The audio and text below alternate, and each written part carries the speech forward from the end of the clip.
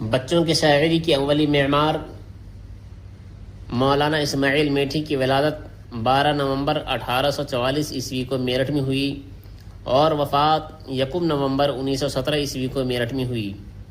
ان کا شجر نسب حضرت ابوبکر صدیق رضی اللہ تعالیٰ عنہ سے ملتا ہے۔ والد کا نام شیخ پیر بخش ہے۔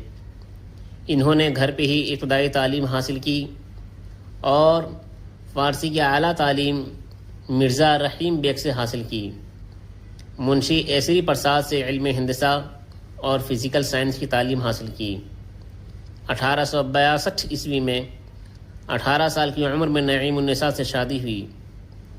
10 جولائی 1860 عیسوی انسپکٹر مدارس میٹھ کے دفتر میں بحیثیت کلرک ملازمت کا آغاز کیا۔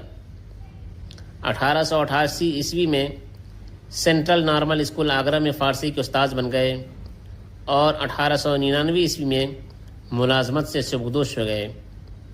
جہاں تک کہ شاعری کی بات ہے تو شاعری میں غالب ان کے استاذ تھے۔ ان کی علمی و ادبی خدمات کے سبب خان بہادر کا خطاب حاصل ہوا۔ پروفیسر احتشام حسین نے سعدی ہند کے لقب سے یاد کیا اور اسماعیل میٹھی انجمن ترقی اردو علی گڑھ کے رکن بھی رہے۔